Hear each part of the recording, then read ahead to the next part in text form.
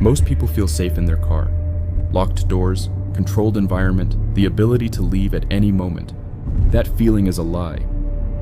Because the road is not safe. The road is just another wilderness. One that stretches across the country in the dark, connecting places most people will never stop, passing through towns most people will never remember. And some of what lives out there has learned that cars eventually have to slow down, have to stop, have to run out of road.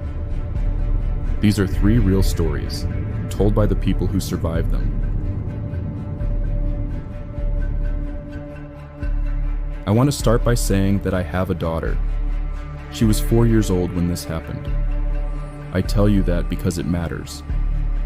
Because the reason I stopped, the reason any parent would stop, is the same reason I wish to God I hadn't.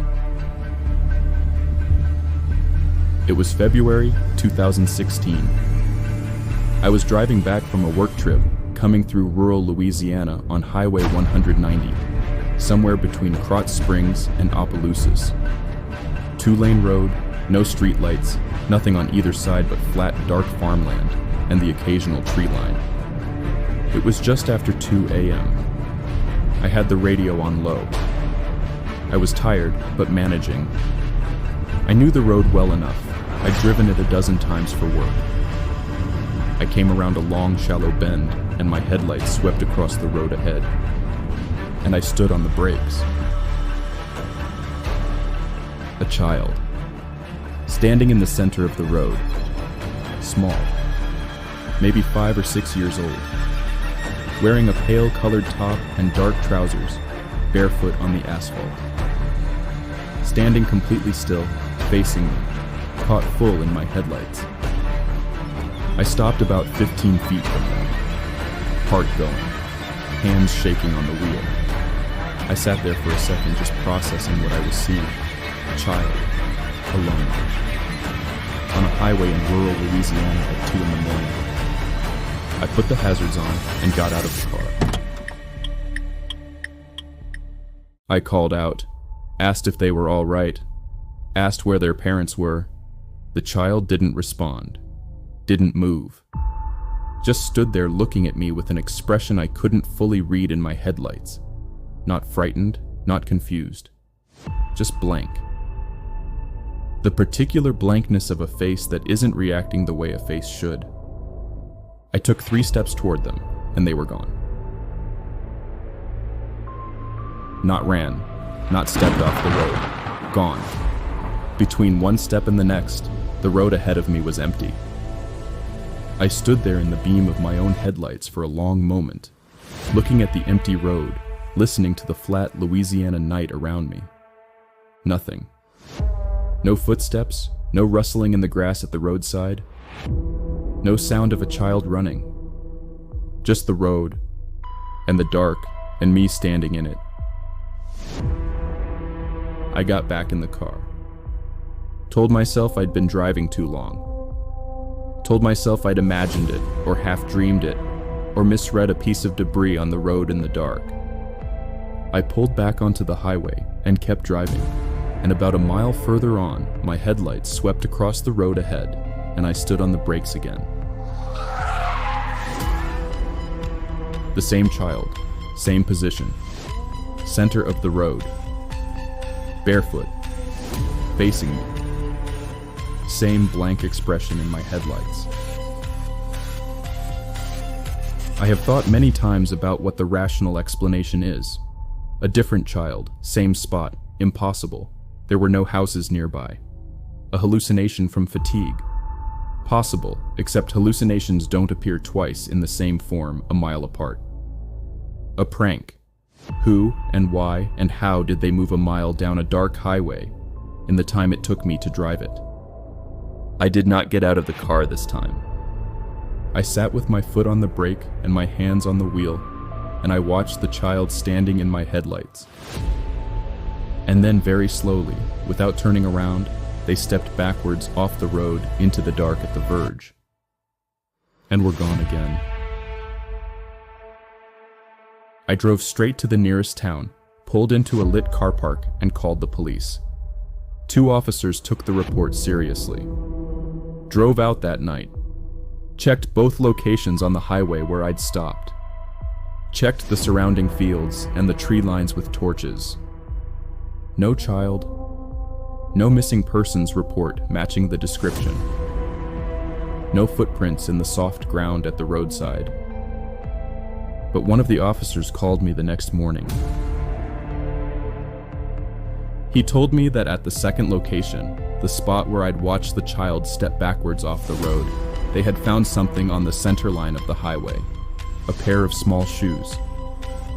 Child-sized, muddy. Placed neatly side by side on the asphalt, facing the direction I'd been driving. No child, no tracks leading to or from them.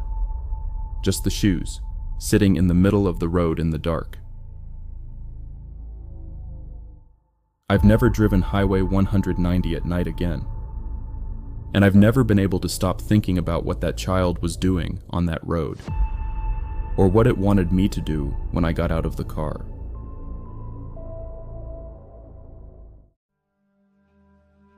I need to say this clearly before I start. I know what people will say when they hear this story.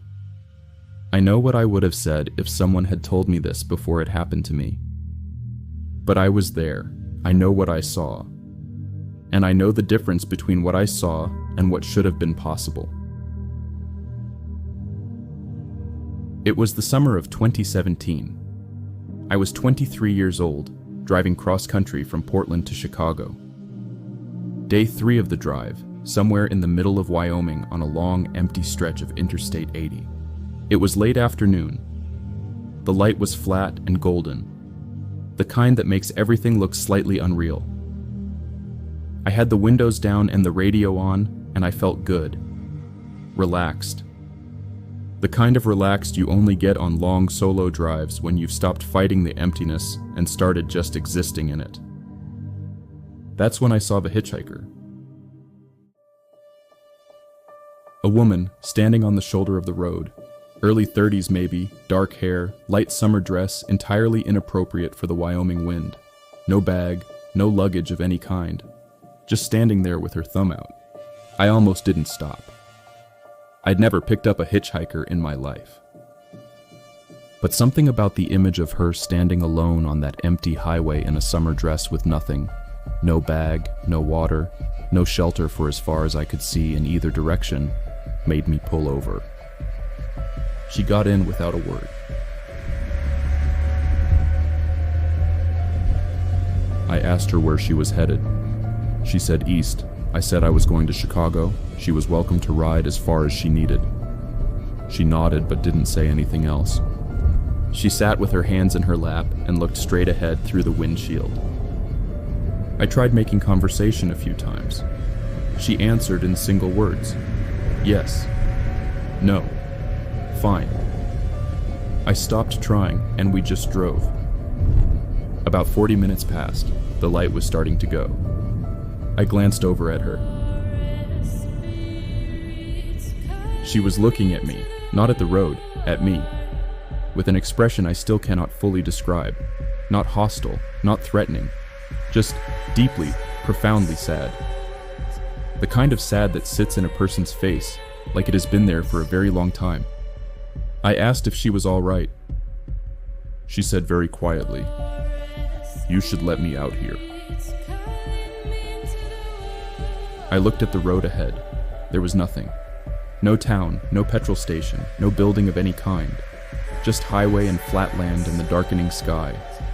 I told her there was nothing here. I told her I was happy to take her to the next town. She said, "Please let me out here." Something in her voice made me pull over immediately. It wasn't fear exactly. It was more like an instruction. Like the voice a person uses when they know something you don't and don't have time to explain it. I pulled over. She got out. I watched in the mirror as she walked off the shoulder and into the flat scrubland beside the road, and kept walking until the darkness swallowed her. I sat there for a moment, confused, and then pulled back onto the highway. 45 minutes later, I stopped for petrol at a truck stop. While I was inside paying, I got talking to the cashier. Local woman, been there for years, knew the road well. I mentioned I'd picked up a hitchhiker a ways back. Described the woman, the dress, the dark hair, the place I'd picked her up. The cashier looked at me for a long moment. Then she asked me what day I'd picked her up. I told her. She turned to her computer, typed something, turned the screen toward me. It was a news article, 3 years old. A car accident on Interstate 80. A woman killed walking along the highway shoulder at night. Dark hair, summer dress. The accident had happened less than a mile from where I'd picked her up.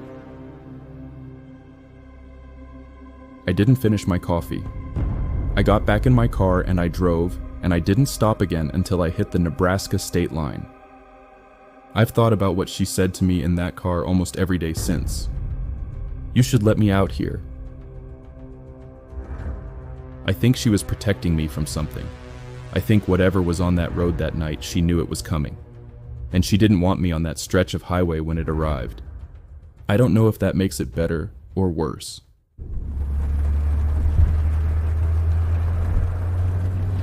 This is the one that still affects me. 11 years on, I still check my rear view mirror more than I need to. I still feel something tighten in my chest when I'm on a dark road at night and headlights appear behind me and don't go away. I have never fully explained what happened. I have never fully stopped thinking about it. It was March 2013. I was driving home from a late shift. I worked nights at a print facility outside of Knoxville, Tennessee. The drive home was 40 minutes, all back roads, no other traffic at that hour. I was 15 minutes from home when I noticed the headlights, far back, maybe half a mile. 2 white points in the dark behind me. I didn't think anything of it. Another car going the same direction. Normal. Except they didn't get closer, and they didn't fall further back. They just held that exact distance, half a mile, for 5 minutes. 10 minutes. I sped up slightly. They sped up. I slowed down. They slowed down. Perfectly matched, every time. I told myself I was being paranoid. Told myself it was just someone who happened to be going the same speed, taking the same route. Coincidence. Then I turned off onto a smaller road I didn't usually take. A detour. A road that led away from my house. The headlights turned with me. My mouth went dry. I'm not going to pretend I stayed calm because I didn't. My hands were shaking on the wheel and I was doing the mental calculation that anyone in that situation does. How far to the nearest house with lights on? How far to the nearest petrol station? What I would do if the car behind me did what I was starting to think it might do. I took another turn. Then another. Roads I barely knew, heading away from home deliberately now, not wanting to lead whatever was behind me to my house. The headlights followed every turn. I drove like that for 20 minutes. Every turn I made, they made. Every time I changed speed, they changed speed. Never closing the distance, never dropping back, just following. And then I did something stupid. I stopped. I pulled over to the side of the road and stopped the car and sat there with my hazard lights going, watching in the mirror. The car behind me slowed, stopped about 100 meters back, sat there with its headlights on. We stayed like that for what felt like a very long time. Me watching them watching me. And then the car behind me turned its headlights off. Completely. All lights off. Sitting in total darkness on the road behind me. I could not see it anymore. I could not see anything behind me. Just road and dark. I have never in my life felt fear like that. The fear of knowing something is there but being unable to see it. The fear of the dark where a moment ago there were headlights. I put the car in drive and I floored it. I drove to the nearest police station, which was 12 minutes away, and I sat in the car park with the engine running and my doors locked until my hands stopped shaking. I reported it. An officer drove the route with me the next morning to see if there were any abandoned vehicles, any sign of where the car had gone. Nothing. No car. No tire marks pulling off the road. No evidence of any vehicle stopping where I'd stopped. The officer was kind about it. Said it was probably just someone messing around, that it happened sometimes on back roads at night. But here's the thing I've never been able to let go of. The road I pulled over on, the road where the car stopped behind me and turned its lights off, I didn't recognize it that night. I'd taken so many random turns in the dark trying to lose whoever was behind me. I went back the next day to find it. It was a dead end. A quarter-mile of road that ended at a tree line. No exit, no turnaround point. Just the road stopping at the dark edge of the woods. Whatever was behind me that night had followed me down a road with no way out. And then it turned its lights off, and I drove away. I have never figured out what would have happened if I hadn't.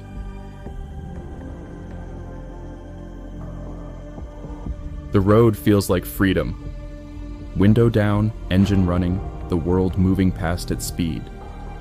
The sense that you are between places, between moments, untouchable. But the road is just a line drawn through the dark, and the dark is very, very old. Whatever uses the road at night, whatever stands at mile markers and steps backwards into the dark and follows at a careful, consistent distance, it has been there longer than the road has. Drive safe. And if you're ever on a dark road at night, alone, and something doesn't feel right, don't stop.